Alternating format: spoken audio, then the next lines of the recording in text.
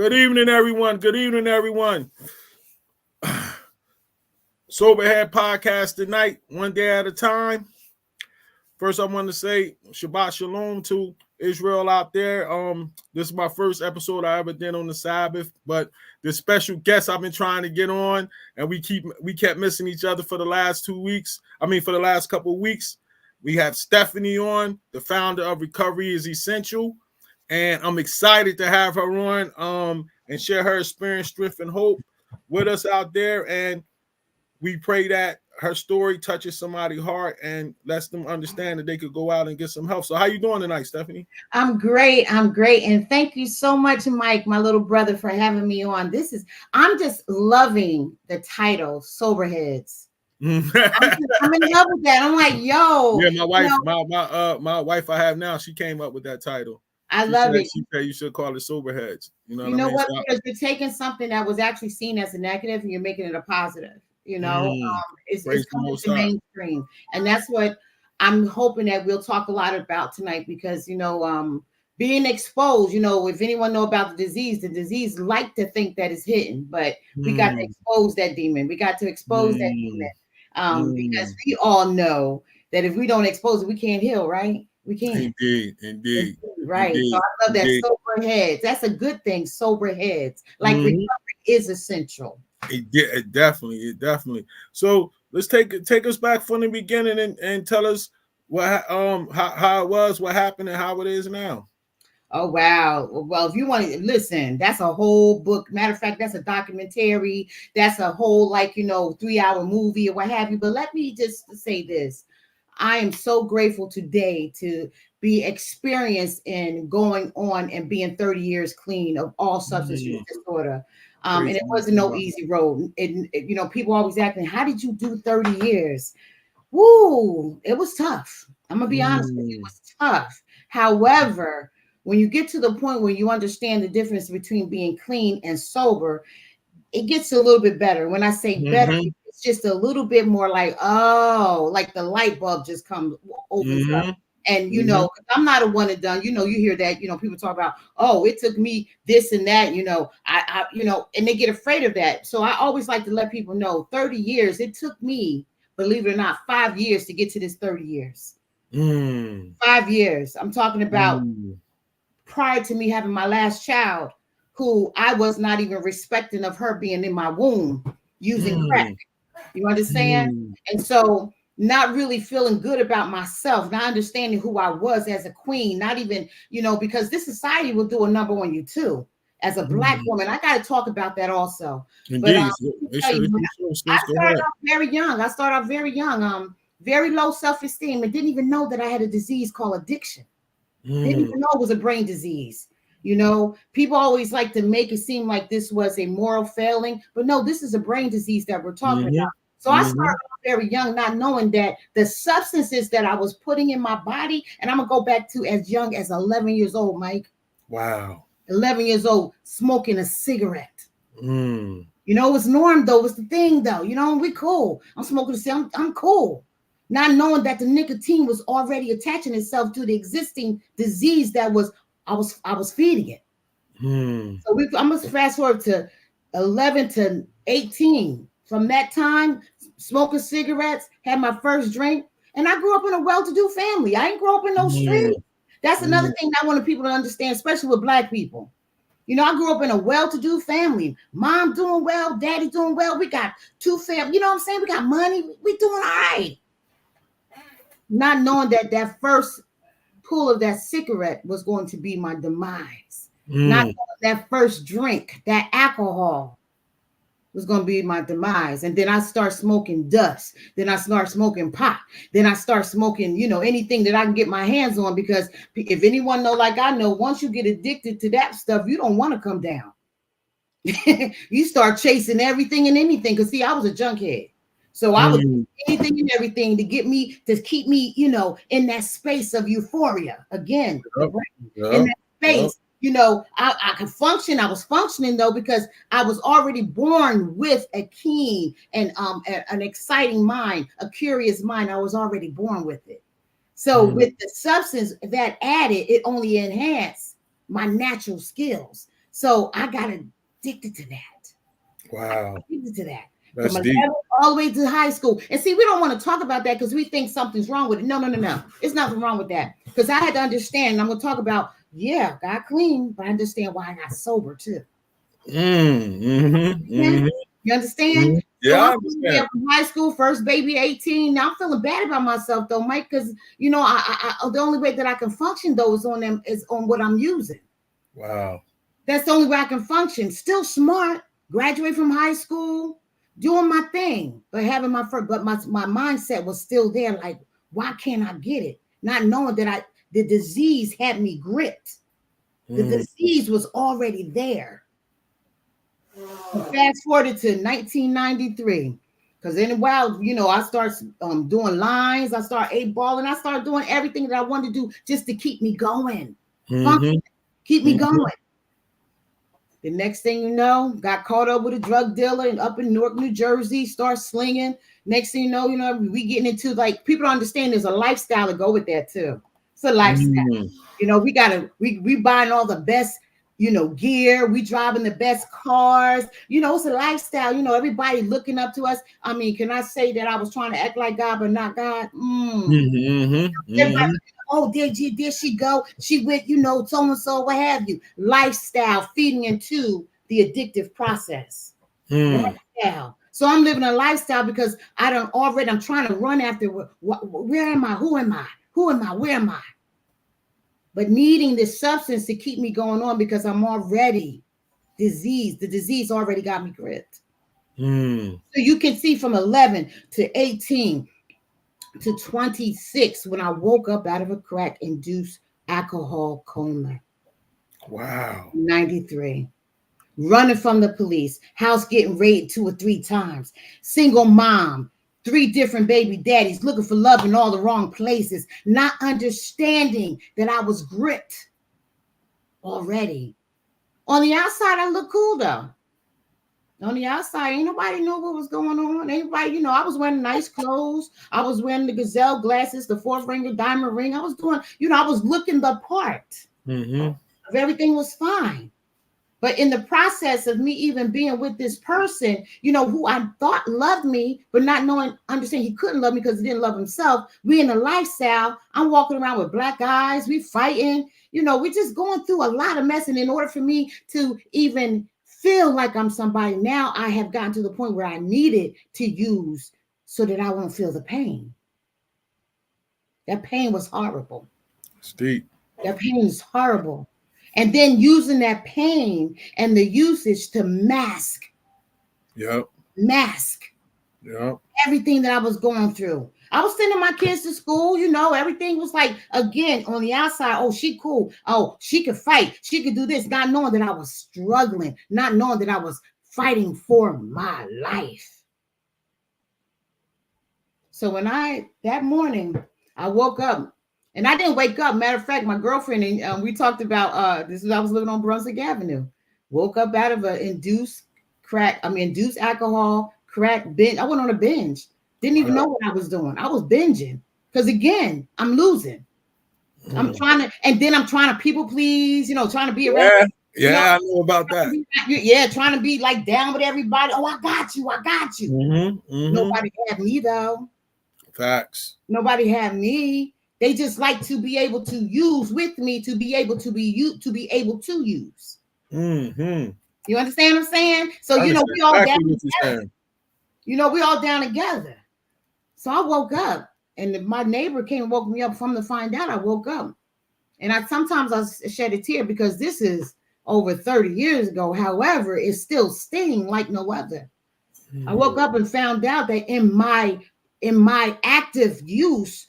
In the process, I almost hurt one of my babies. You hear what I'm saying, Mike? Yeah, I know what you're saying. When I almost hurt one of my babies, and my oldest baby ran away with her 2 little sisters from my house that night, from 118 Brunswick Avenue. They walked on a dead cold night to West Trenton on Hermitage Avenue. The girl, my baby, was only 8 years old.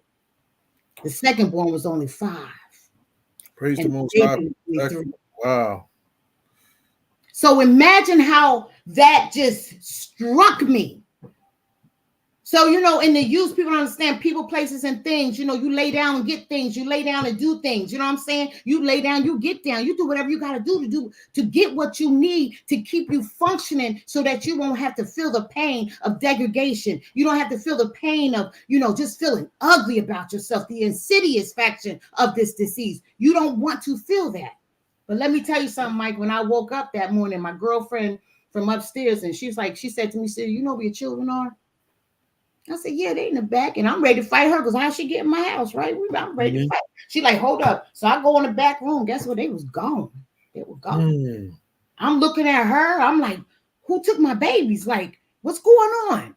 I'm looking stupid now. I didn't even know what happened. My mother called upstairs, and she had asked a question. She's like, are you alive? And I said, yes. She said, I don't want you to talk to me right now. I just want to see if you're alive. And no, you can't have your children back right now. That was like somebody took a knife and a noose and hung me at the same time. I felt like when they say they pierced him at his side and the blood just gushed out of me.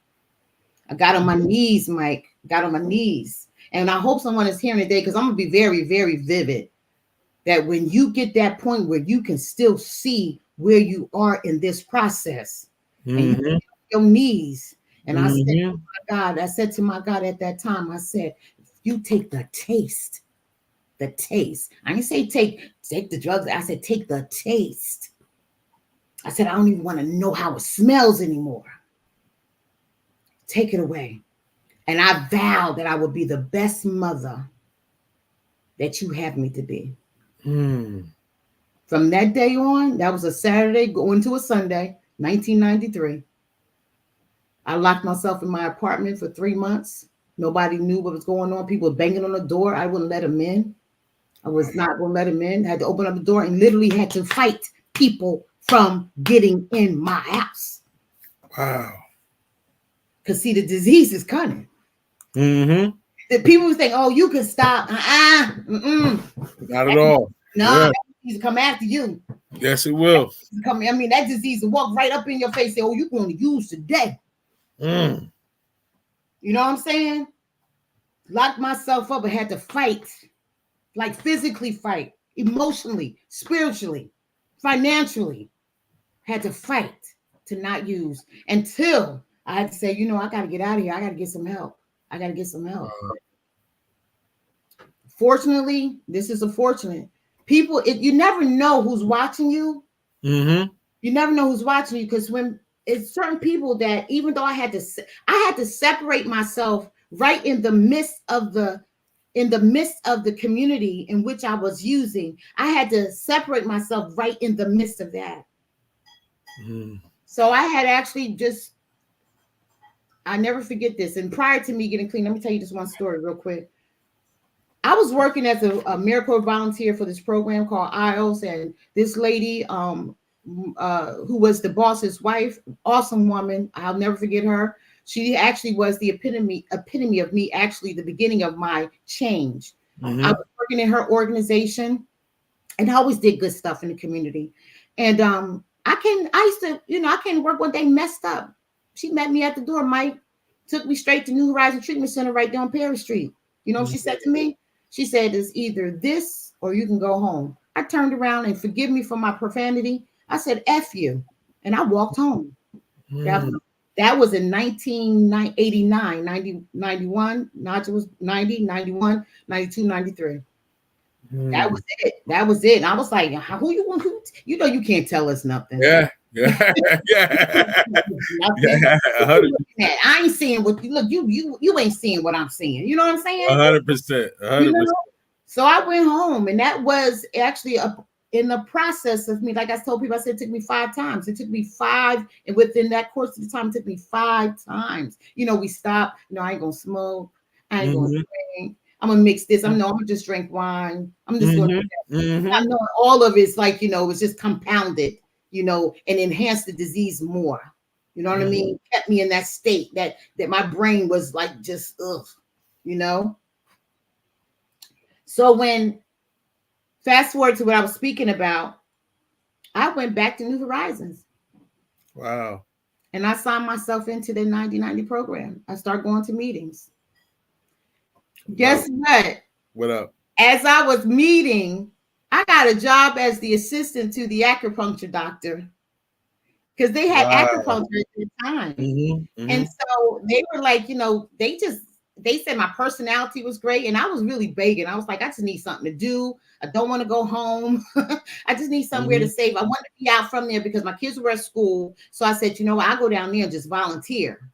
And that's what happens. I got a job. And the next thing you know, I was walking down Montgomery Avenue and I saw an old boss from Isles and they asked me, they said, what are you doing? I said, nothing. They said, you want to work? I said, no. You know why I didn't want to work? I didn't want to work. I didn't want to work. People are like, why you didn't want to work? I was dangerous with money.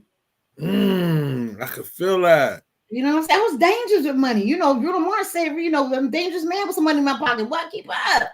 I knew if I had money, that was it. Yeah, I could feel that. I was dangerous with money. I knew.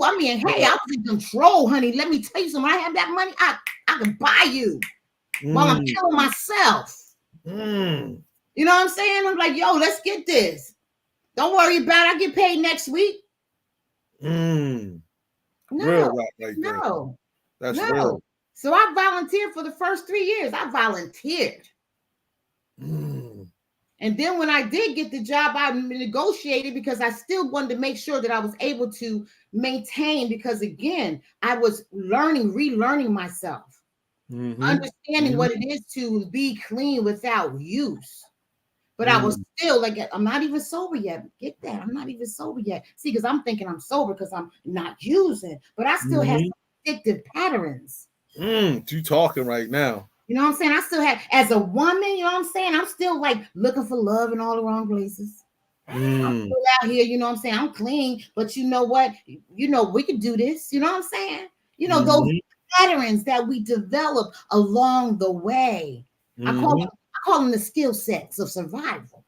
You need them. Like, I always say this to everybody. I'm like, y'all understand that disease is so cunning that it stays right there. And if, I could talk about the word and I could talk about sin, but I'm going to keep this until I get to the point where you can really correlate what I'm saying, that it's right there. It's that thorn in the side.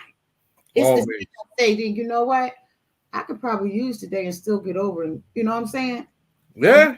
So-and-so just told me that, but in that moment, like I said, I was clean, but not sober. So I had to relive my whole life over again from 93, believe it or not, to now. The 19 years I was using, about 19 years I was using,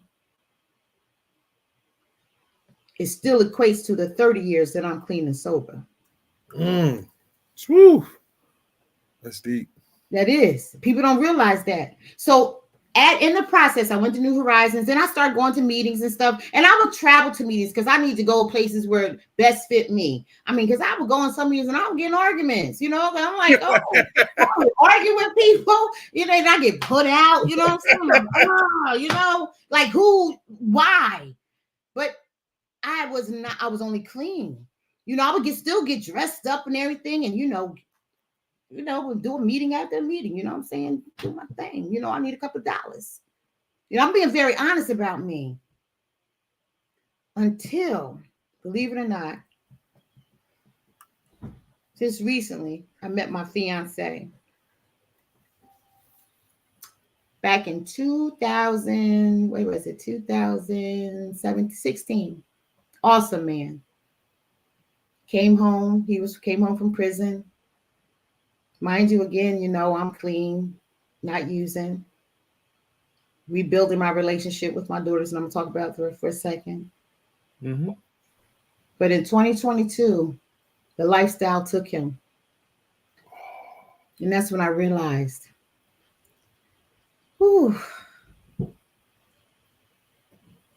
forgive me. No, just go ahead, sis. I'm sorry for your loss. Jeez. Thank you. I realized then, I said, this lifestyle is, we're going to talk about this.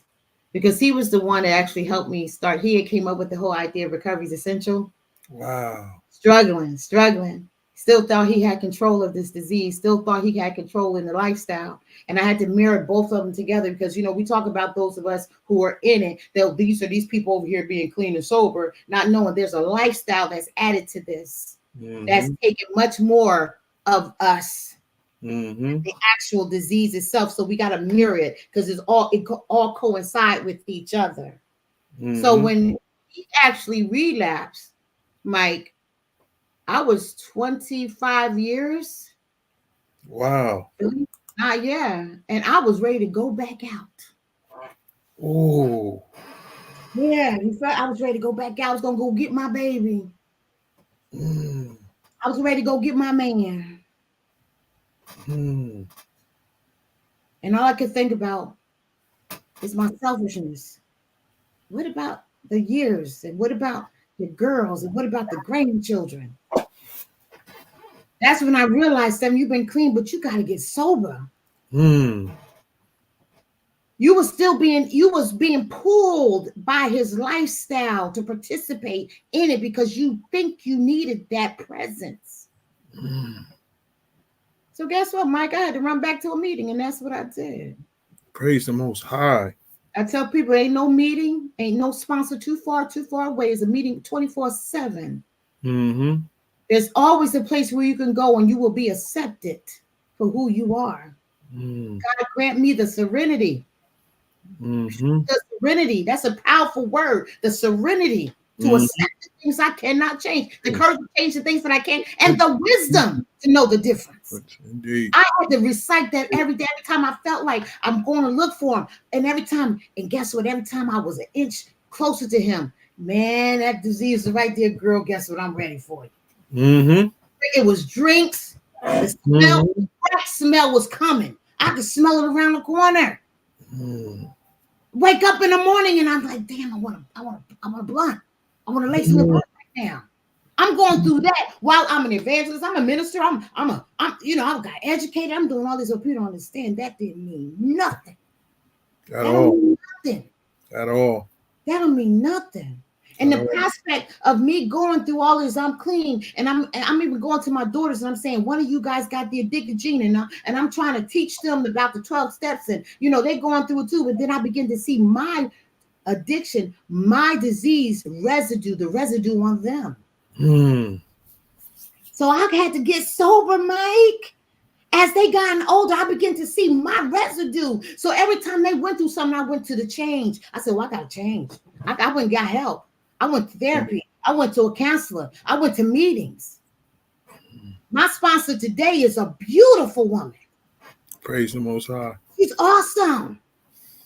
Know how to put me in check. And she always laughed at me. She said, you got more education than I got, blah, blah, blah. But guess what? She's the smartest, the most wisest woman I ever met. Praise the Most High. You was blessed with her. Yes. And people don't, that's what I'm doing. When I talk about the strength and the hope, I'm telling them, no, get dirty with yourself first. Got to.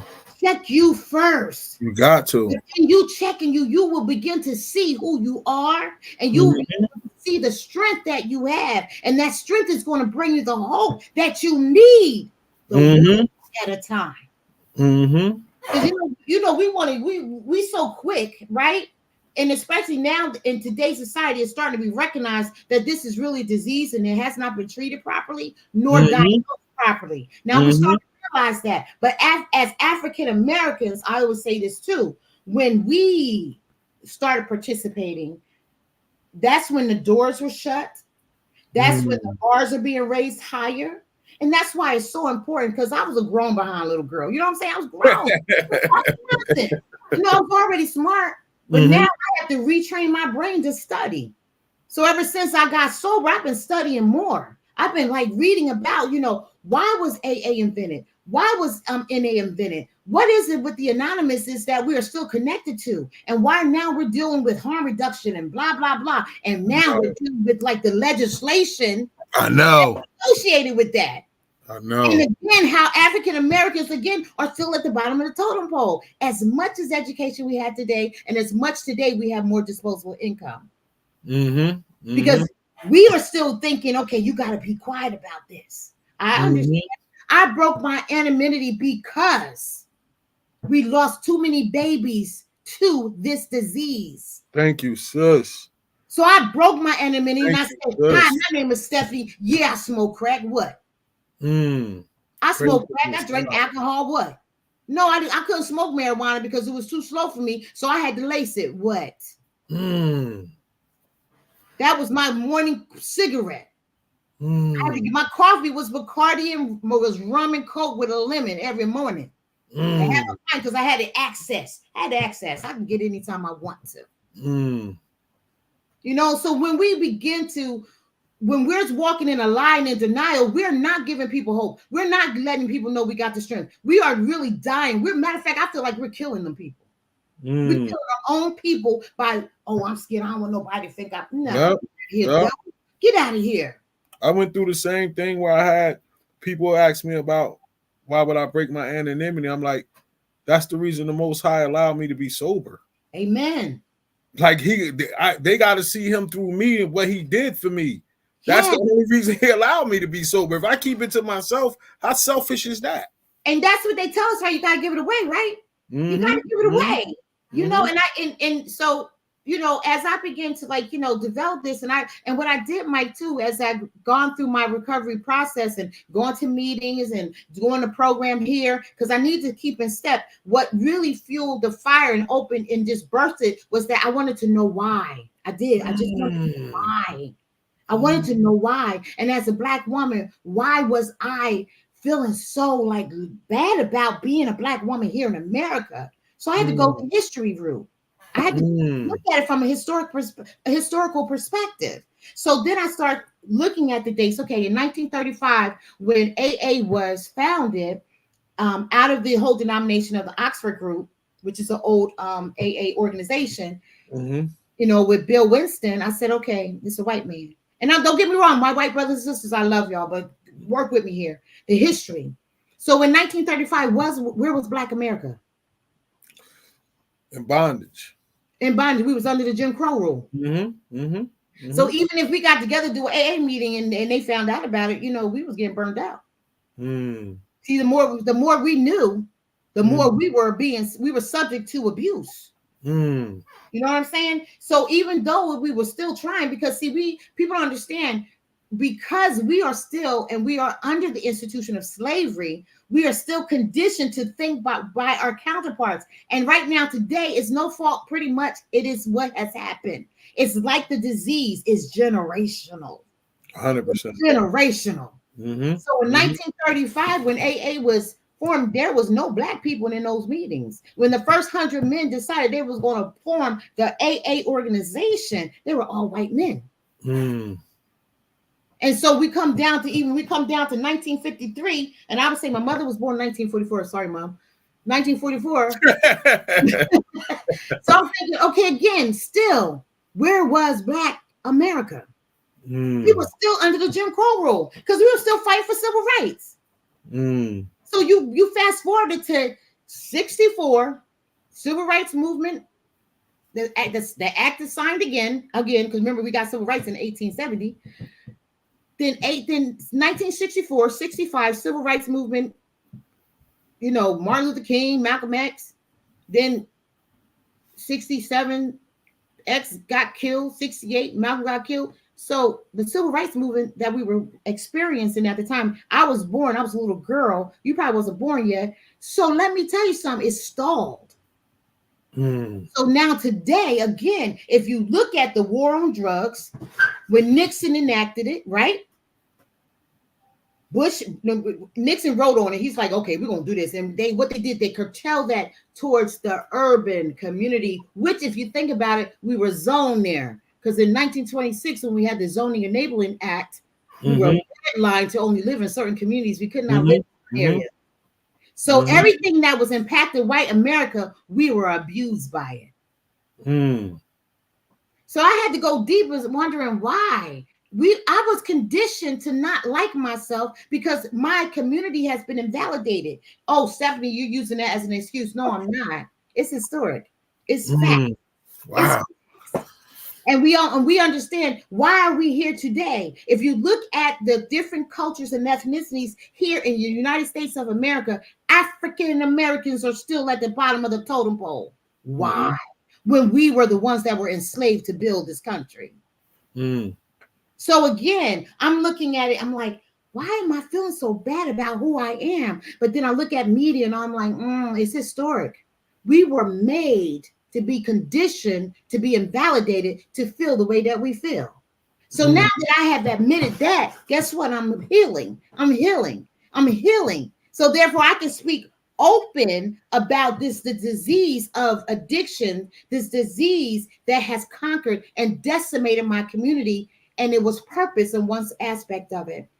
So why aren't we getting better? Because we need more people to expose this disease. Thank you, sis, because I feel the same way. And you could tell I'm so passionate about this. I am too. Because I'm so like, people are like, wow. I had to dig deep into the history. And then when I did it just reading too, that Frederick Douglass was the first Black person to actually form the Black temperance movement.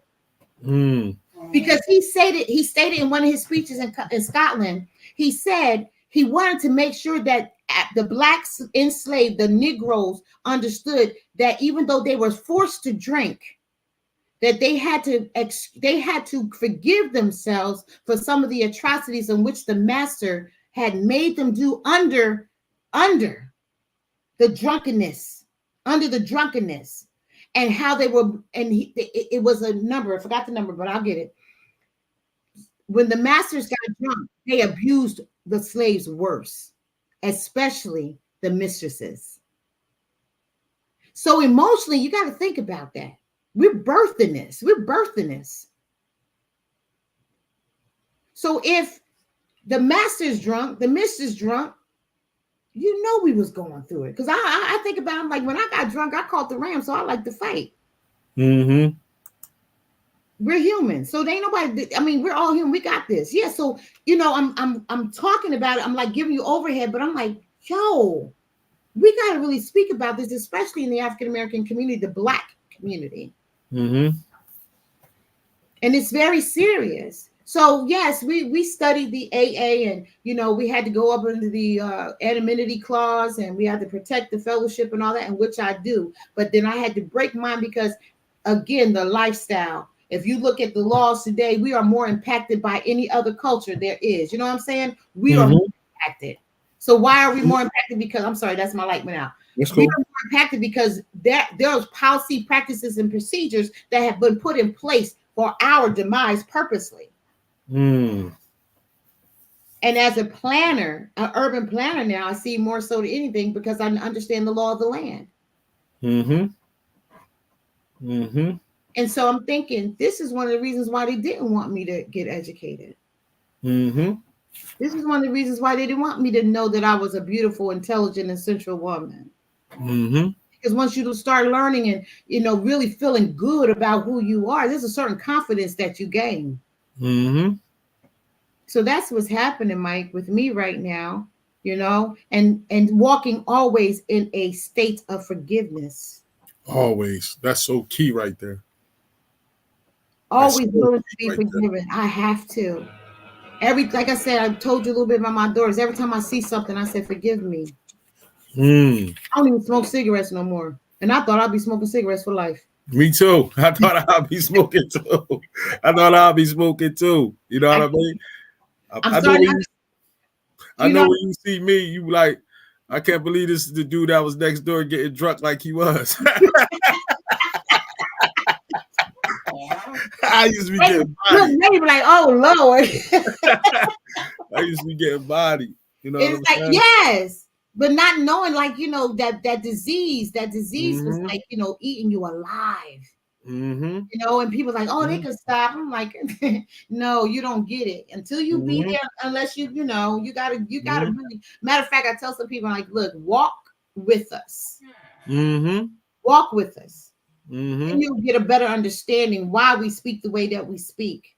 I'm gonna take this biblical. I talk about Paul all the time. Paul talks about the sin that he don't want to do, but he continuously do it. You know what I mean? Who can save him?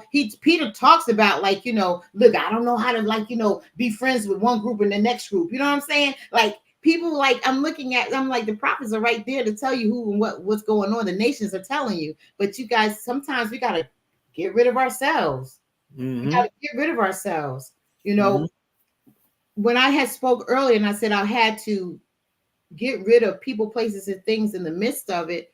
You know what I had to do? I had to admit to each and every one of them and myself, no. I had to say no. So people say, "Oh, you went away." No, you can't run from yourself. So you got to face those demons. You got to say, "No, I'm not letting you in here."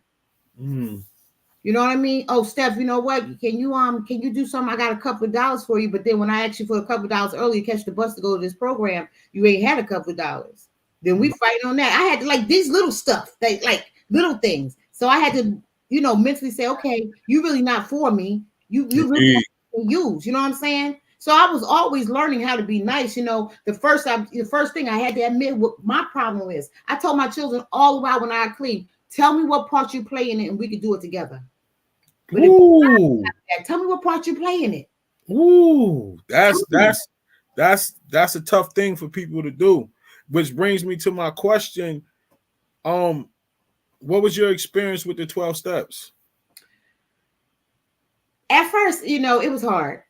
It was so hard. It was so hard. My first sponsor, God bless the dad, he and we broke that chain too because he was a little white man. He owned a little restaurant downtown Trenton. And he used to make me look into a mirror all the time to he used to say, talk to yourself, admit it. And I used to cuss him out like, yo, this is stupid. Until he died, I realized when I looked in the mirror, I had to start admitting. I had to start admitting everything about me. And I'm talking about that one step. And so as I begin to practice the steps, Mike, and I got another sponsor and we didn't work out well. So I got another one and we began to do the steps together. I decided to make the steps personal. So instead of like we, I said I. And I brought out my old cards. So every day, these are my old cards, Mike. I love it. I love it. I had in my pocketbook, Mike, and I used to say, I admit that I am powerless over my addiction, that my life had become unmanageable. I mean, because we do we in the rooms, you know what I'm saying? We do all that, you know what I mean? Step 2, I came to believe that a power greater than myself can restore me to sanity. And what is that power? I had to realize, okay, Stephanie, what are you accepting as that power in your life? And it became several. It wasn't not one, it was several. Like what was giving me power to keep me sane, helping me realize that, not keeping me sane, but restoring the sanity in which I sometimes revert back to. Let me tell you something. My girlfriend, Darlene, has said this one with a chair, but for me, I had to think about it. It was flowers for me. A smell of a beautiful flower. Wow. As I was establishing a relationship again with Christ. You know what I'm saying? Because people think like, oh, well, you got a high Christ. I'm like, yeah, I use Christ now as my higher power, but prior to that, I was using stuff that make me feel good, stuff that keep me sane, stuff that reminded me like you're on a good journey. Praise the Most High. You know what I'm saying? Water. You know what I mean? Taking a shower. You know what I'm saying? I had made a searching for. I made a moral search, and guess what? This step 3 was the hardest. You know why it was the hardest? Because you don't want to search yourself. You mean step 4? You mean the inventory step 4? Oh yeah, step 4. What I do on 3? Yeah, made a decision. Oh yeah, the step I passed it. I'm sorry, that's me. I had to make that decision. That's when I begin to turn my, to the God of my understanding. Talk about I had to okay, 7. You got to find something you understand. You grew up as a Seventh-day Adventist. You went to Methodist. You did all that stuff. You believe in Jesus Christ. So you know what? Go back with him. You know what I'm saying? I love it. I love it. So that's what I did. That's what I did. And so then in that though, after getting in Bible study, start reading the Word of God and stuff, that's when I start saying, okay, this 4th step. And I'm just going through the steps, but the 4th step, that's when I begin to say, okay, how am I going to forgive myself? Ooh, that 4th step is mean. It's mean. I couldn't even think about nobody. One day, right night, let me tell you, I was down in the coffee shop downtown, and I'll never forget this. I don't like to, And I'm sitting there, and listen, I'm cleaning everything. You know, I'm telling you, I'm clean. I'm not sober yet. And guess what? I'm sitting there. I'm like, yeah, I'm doing my job and everything. This girl walked in there and punched the living daylights out of me. Ooh, it took everything in me not to kill her. But guess what? Though I hurt her in my youth. And that's all she wanted to do because it made her feel okay. I had to turn around and guess what? I ran after her out the store. She thought I was coming to fight. I said, no. I said, you got to forgive me. It was like I was tussling, right? Ooh. Yes. And that's, see, and I don't think sometimes when we're talking about this, that are we willing to go through this? Indeed. You know, turning your will over to the God of your understanding. Are you willing to go through this? Because this is what I felt. I had to do this, Mike. And then that's, you know, that whole part of removing the defects of character, but understanding with the God of my understanding why I was removing them. Because how was it when you did 5 though? When you had to tell God and your sponsor the exact nature of your wrongs. Your wrongs, right? Listen. I know. Listen, I did it twice. Let me put it like this: 3, 4, 5, 6 are the worst. I think. Yeah. Let me see. Yeah. Yes. Yeah. All of it, because you know who wants to admit they're wrong. And then on top of it, you got a sponsor that be like won't even accept what you're saying. Won't even accept. You see, like, nah, or who was it at the time? I was saying, yeah, it was him. He's like, you ain't doing that right. That's the one I didn't get in. I was like, Then the other one I was with, she was like, And then that hurt your feelings. See, with me, when I did mine, I was so eager. The most revealing part, the first time I did it, because that's when I was desperate. My first time I did it in rehab. So I was full of desperation. And the most eye-opening part was seeing myself on step 4. Because I didn't know I was that bad until I saw everything in black and white. Like I didn't know, like in my head, I could rationalize anything. But when I saw myself on that paper, and I couldn't lie no more, and I looked at it. There you saw the big word lie, that denial. And you know, because we know we are the best at characterizing something, so like we can put on a play, one man play, and we can get believers. We can get believers. We're the greatest manipulators ever. So when you see yourself manipulating you, lying to you, that's not a pretty look. That hurts. Yeah, I heard it. Yeah, I heard it. And then I had to tell it to him on step 5, and I was like, I was ashamed. I felt naked. I felt exposed. But that's the humbleness that I needed for me to be able to go work for Christ. I had to get broken. Yes. I had to get broken. Equate that humbleness with your flesh. That said, you had to get broken because you're constantly. I'm gonna get there to this one point because you're gonna see it. You're constantly revealing you to you. And as you're doing that, you can also feel you being clean. You like being cleansed. Yep. That's that spiritual awakening. I was gonna say that's a spiritual awakening.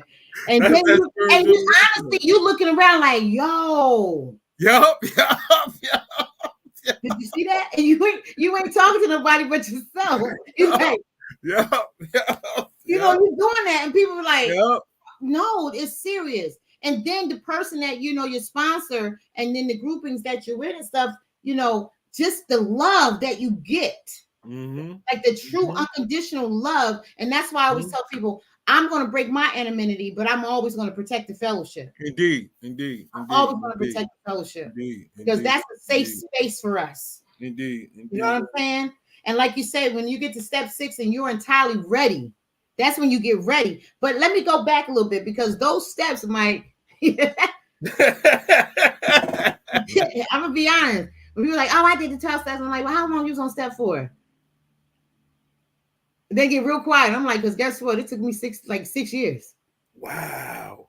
I get it though. Now, Yeah. and the reason I say I get it is because I told people that I was blessed, that I was desperate, because when I did it in rehab, I did it with this back to basic group, and we got to step 4. And there was a lot of people in my rehab in this group.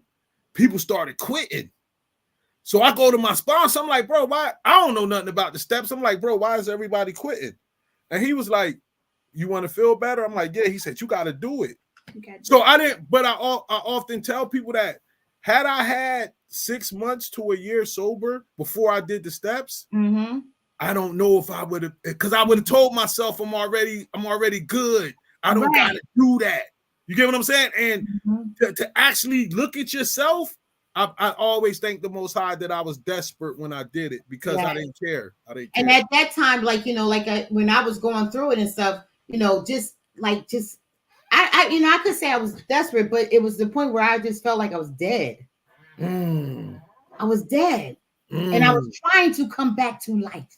I was dead. And I was like, ugh, I can't even explain that, but I was dead. So, going through them steps and everything just began to, like, that was the life part of me.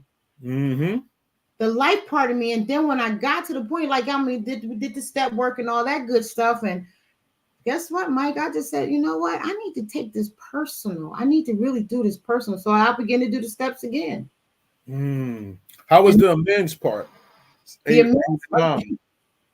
You see how I'm looking? That was like, you had to tussle. I had to and write letters to the ones that have gone on before me. Because I wanted to be released.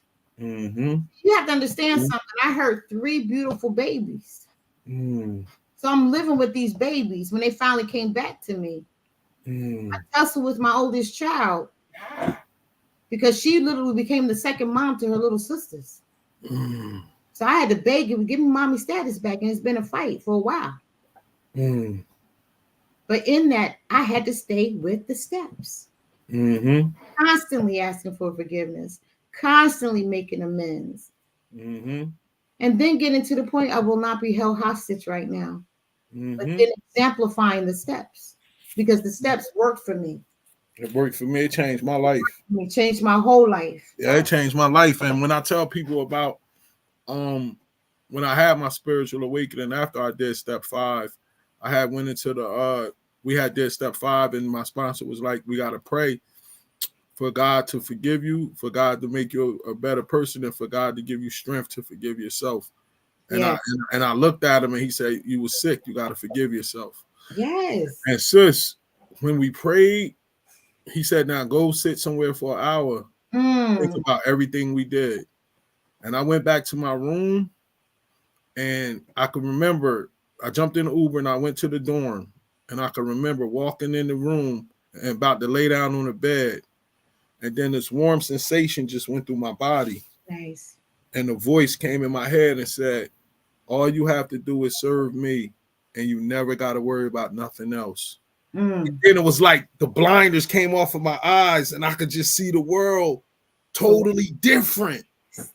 And all I wanted to do was serve God. I had never felt like that before in my life. Like, it was like, yo, like that same feeling you was talking about. That's how I know it's real, because me and you never had this conversation before. That feeling. Yes. You see how, like, because that's the spiritual part of it. But then that relationship. You gotta be understanding, like, people like, because I have people say to me, they were like, why you tell people you smoke, you do this? And I'm like, so you can know who you're dealing with. You're dealing with the real. This is me. I'm not ashamed of that. I'm not ashamed at all. That's who made me who I am today. Yes, today I'm a minister. Yes, I'm an evangelist. Yes, I'm an urban planner. You know what I'm saying? Yes, I'm a worship director. I'm doing all these things, but something about me, Stephani, the addict, holds a treasure in my heart that I am so grateful for that walk. Because that's your cross. That's my cross. That's the cross that you bear. That's the one that I pick up. Yep. Yep, that's the cross. And that's the one that let's keep it going though, because like we talk about him asking, remove these shortcomings and stuff. Part of it. Me picking up that cross every day, all day long. And, like and making that list. Remember, I just told you, I said I had to make that list, but some people I had to write a letter to and burn it. I understand that. Because I had to get that off my chest. Something people don't understand. You can sit back and all of a sudden something creep up that happened, whoa, wait a minute, where'd that come from? Yep. I had to run back and let me write this down. Because writing it down. And this is so cool. When I first got clean, Mike, I became an avid reader. And that's why I love my family's bookstore, downtown Trenton, Classics. I was a Danielle Steele. I read all of her novels just because.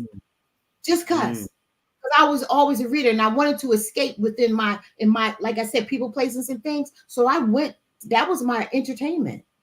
I went read because I wanted to not kill, but I wanted to kind of quiet the demons that was in my mind. The only way that I knew to do that is reading words. How long did it take you to totally get comfortable being clean? I would say about 15 years in. Yep, about 15 years in. Because again, we live in a society that, if you're the only one walking around your truth, everybody else walking around a lie, that's kind of hard. You know what I'm saying? Let's look at what part are you playing in this? Check your environment. I teach my children, check your environment. Every room I'm not talking about the four walls. I'm talking about character. I'm talking about people's ways. Check who, what, when, and what. Look at them. You see the spirits. You see everything going on. That's what I do that myself. I'm like, okay, checking everything. So I got comfortable in it. And I got comfortable because I got tired. I didn't want to hide. I wanted to break out of my hiding. I didn't want to hide because, again, Mike, as I was going through this, I was feeling good about it. Praise the Most High. I love that. Yes, I wanted to share it. So when I start making the amends and, that's when I'm telling you, the first steps, 3, 4, 5, 6, they're tough. But if you get through them, 7, 8, 9, 10, 11, 12 gets a little bit more more manageable. That's why they're in order for a reason. Yes. When you take that inventory, you already made amends you're doing, but you're constantly taking personal inventory, taking accountability for your actions with people, places, and things. Why did I offend you? I told my clients at a rehab I used to work in PA, we was talking about the steps, and then we was going over step 9, and we was just talking about it in group. And I said, listen to me. The steps are in order for a purpose. None of y'all ain't did this yet. So don't go run home, picking up the phone, trying to call people, making some amends and get your little feelings hurt.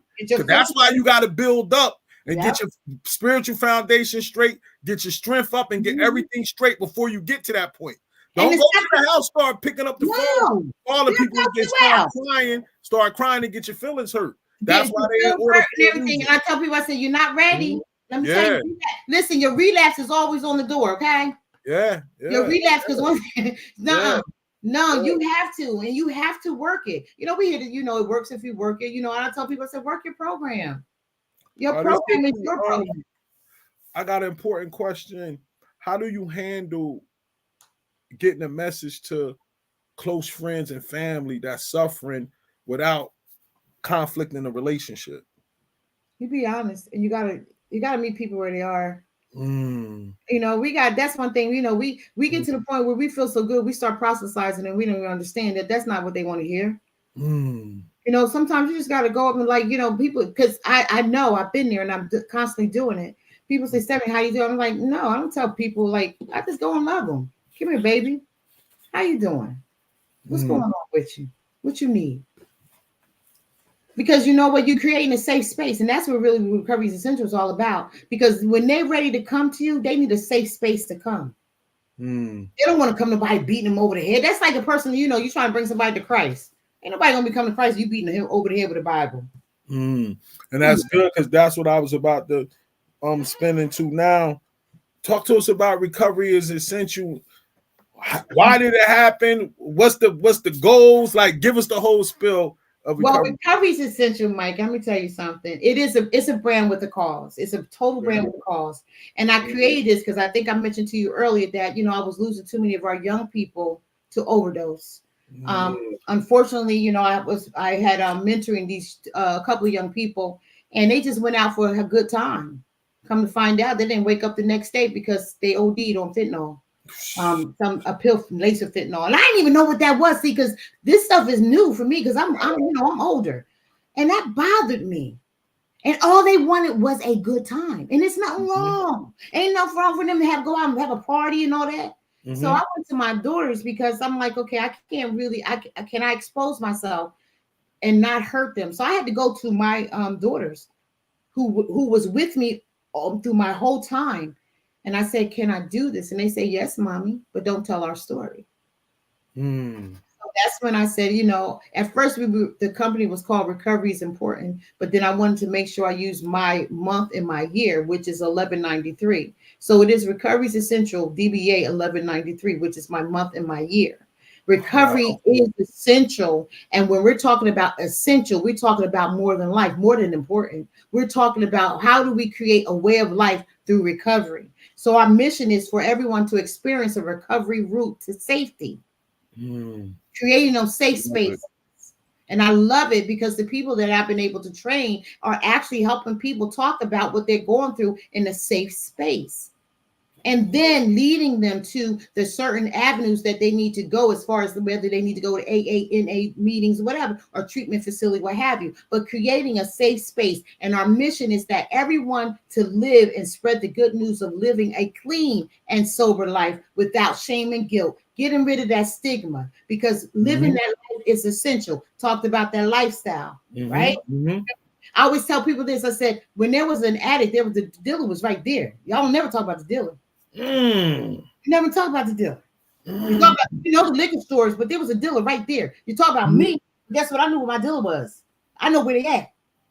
You know what I'm saying? So even for them, creating a safe space where they can actually come into recovery. You understand? And we took the 12-step model, and we just actually shortened it. We said, okay, step 1, admit.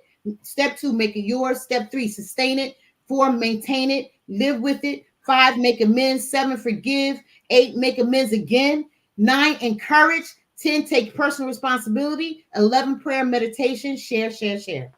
Yeah, you gotta go out. You gotta go out and carry that message. Give me some of the projects y'all do, because I remember before when I got home from rehab, I had went to one of your gatherings that you had. Well, you went to our Let's Talk Recovery. We have that every second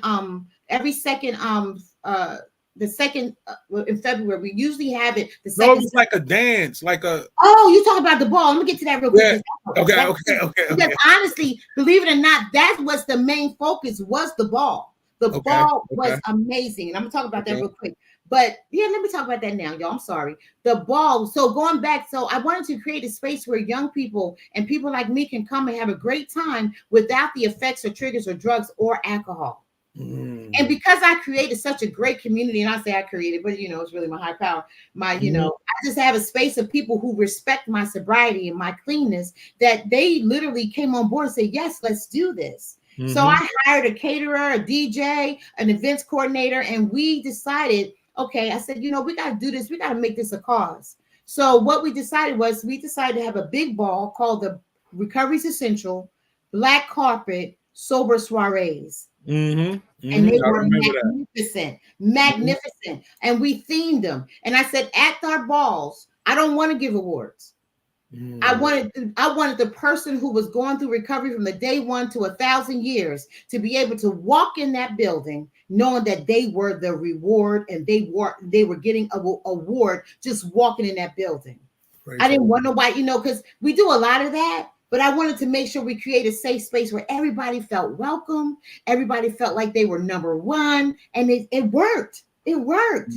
So each year we were able to have the ball. And so what came out of the ball was all these other projects. And one focal point of the ticket sales was the monies that were raised through the ball we decided to give to community groups that are doing positive things for children. Praise the Most High for that. So it was exciting. So it was like, oh my God, people were like, yo, you're giving me a check. And I'm like, yo, we did it. We preferenced it by doing working as the secret boss. So what we did was we watched it for a whole year. And instead of saying, oh, come on, we're going to give you this big thing, we just walked to your establishment and we cut you a check right then and there. We don't worry about what you're going to do with it.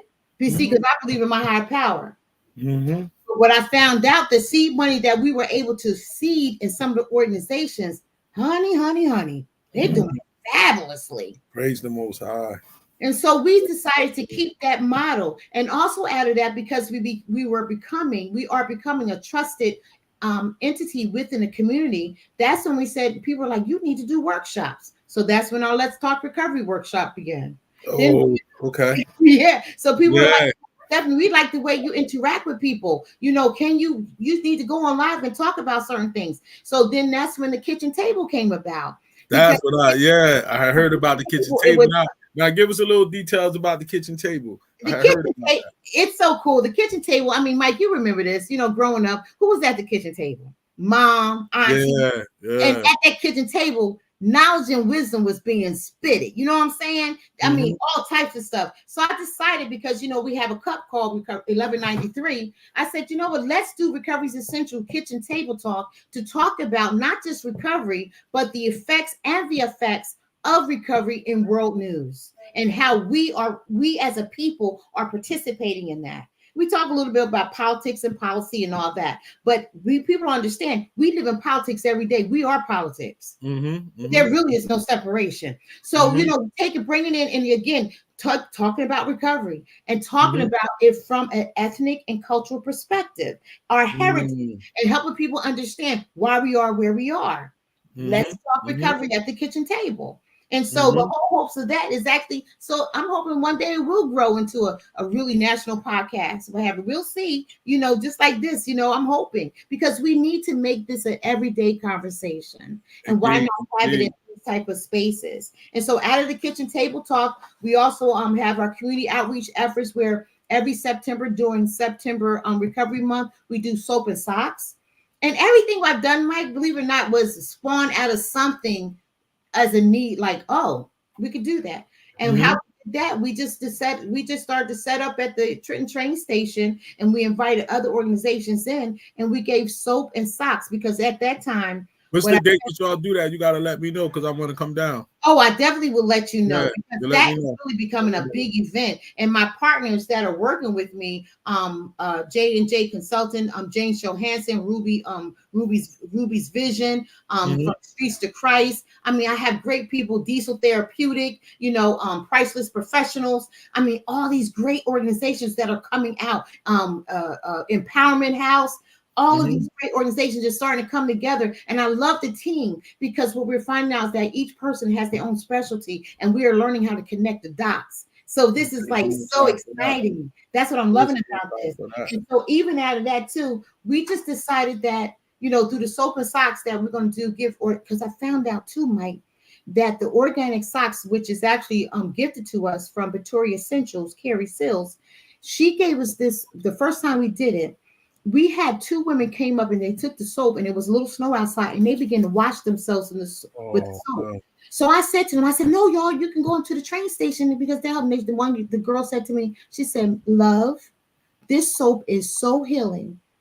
She said, last time I got this soap, it healed my sores. So when I saw you out here again, I knew I had to get it. So I'm like, praise the Most High for that.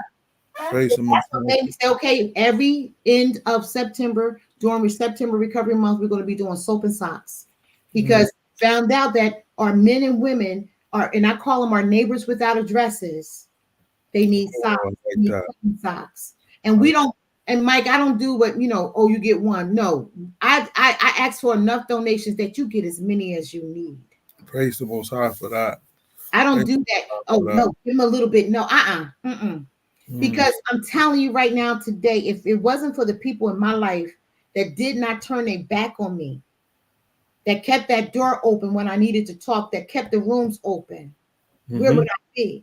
So I decided that's a part of us giving back. Why can't I give back to what was so freely given? And that's my life. Indeed. Life. Indeed. So I feel good about this. Mm-hmm. So So I'm sorry. Go ahead. So No, the go ahead. soirees are actually, let me give you a date. The sober soirees are every first Saturday of November. Okay. Every first Saturday, because you know what? I'm going back to when I talked about this before. The first Saturday in November is my sober birthday. Praise the Most High. So that is a significant day for me. And that's why until I die, we will have the sober soirees on the first Saturday of November, the Black Carpet Affairs, which is themed. And this year we're having it November the 2nd. Doors open at 5:30. And the theme is Let's Go to the Circus. The last one we had was Las Vegas. And honey, Mike, it is amazing. I love it. Because we in recovery, people all of a sudden think we don't know how to have fun. Believe me, we have more fun than anybody else. Yeah, the laughing be real now. Yes. Laughing be real now. Yes. Real now. And just being, and we have the children come in and perform. We have exceptional performances by Dreammaker Studio. Yeah. I remember that. Oh my God, weren't they amazing? And we provide scholarships for them. And so that's why I want to raise money so that we can put the money back into the children, which is our future, our legacy. What happened? We're not building our legacy. And I want to be a part of that. I want them to know, yes, recovery is essential. Help me get here. And because somebody helped me. Mm-hmm.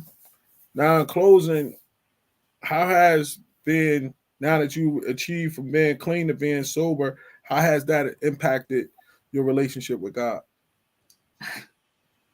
First and foremost, I can't live without God. Praise the Most High. The impact is, let's put it like this: it's no longer I who live, but Christ lives in me, and the life I live now is the life that He has destined for me. So, and I just paraphrase, I guess Galatians 2:5 or whatever, 2:20 or something, but it is in Galatians. It's no longer I who live, Mike. It's the Spirit of God that lives in me. You had to die to yourself. No man, I fear no man. I fear no man. It's the God in me that walks any and every part of the earth that He allows me to be. Wherever He sends me, I'm not afraid to go. I love it. That's where the hope is. And I'm like, okay, He said, who do I send? The laborers are few, but the harvest is plenty. And if we are really real about getting out here, helping people understand what it is to live clean and sober, we got to be the ones to walk out here and do it. You can't do it behind Talk about it, sis. Talk about it, like, in front of the computer, not like that. You got to be able to go in places and you know what? You got to go when they call you. Yes, you do. That's the part you gotta go, because this people, like, I can go out here. I do, I'm Stephani where I go. But when you get somebody, could you, like, I need you to come right now. And you don't even know where you're going. So I have to go into total prayer. I have to go in total subjection of my God. And pray, not my will, but your will be done. Yep. And sometimes His will might not be our will. And we still got to do it. I've been threatened. Still got to do it. Yes, I've been threatened. I even, I tell people, I said, look, I'm going to tell you something right now. I'm feeling this and everything, but you know what? I got to be a Nehemiah with you. Well, because people will think because they assume because you're doing this practice over here that you forgot about the other practice, and that's not so. I'm always trying to kill that practice, but that practice is always there.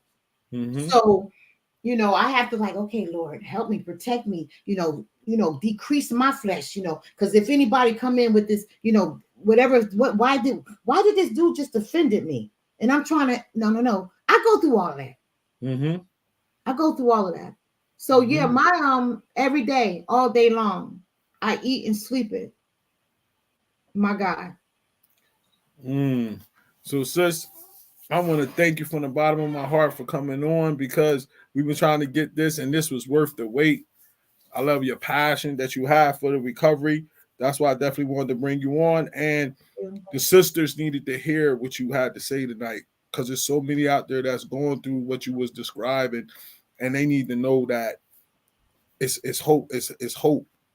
and that with turning their life over to Christ and really living that life that's what when we're chasing all that other stuff, that's what we think we're gonna get. And then when I had my awakening, that feeling I felt, that's what I thought all that other stuff was gonna give me, and it never does. So I want to thank you. I'm definitely gonna link up with you and let you do the Recovery Essential at the event again next year. And I'm gonna come by to your thing too, and bring my wife with me, and awesome. so you can meet her, and then we could and I want to bring you to my job to speak, because one of your friends, she comes up to my job with her husband to talk to the kids about gambling and yeah, that's Mama Kia. That's Mama Kia. That's me. Yeah. She comes up to the job. She's on fire. Yeah, she comes up to the job to talk to my kids. Yeah, she's awesome. To the job to talk to my kids. Yeah. So when the broadcast is over, as soon as it's done, I'm gonna send you over the full video, the full interview, and then as we go. Real quick, I know you got about to end up, but I do want people to know, in order to contact Recovery is Essential, right? Oh, yeah, my bad. Go ahead. I just want you to know you can text us, because we don't want you to talk, because we know people sometimes they don't want to talk. But you can text Recovery is Essential at 609-516-2132. You hear me? So you can text us to let us know if you need help. Give me the number again. 609-516-2132. It's a text line. So the text line actually keeps your it protects your anonymity. So I just want people to know you can do that. Or you can contact us at recoveryisessential@outlook.com. So there's the number on the screen right there for anybody that want to write it down. Yes. 516-2132, right? Yes, sir. That's it. Yeah, that's the number right there if you want to get in touch with Recovery is Essentials. Please don't hesitate. Just come out and do it, especially if you need some help right now. Amen. And you can text us, and we will keep your anonymity. We will do that. All right, sis. I want to thank you again for coming on, and I'll see you soon. I'm about to get ready for Bible study, and I'll talk to you later. Thanks for coming on. Thanks a lot, Mike. You be blessed. Okay, brother. All right, shalom.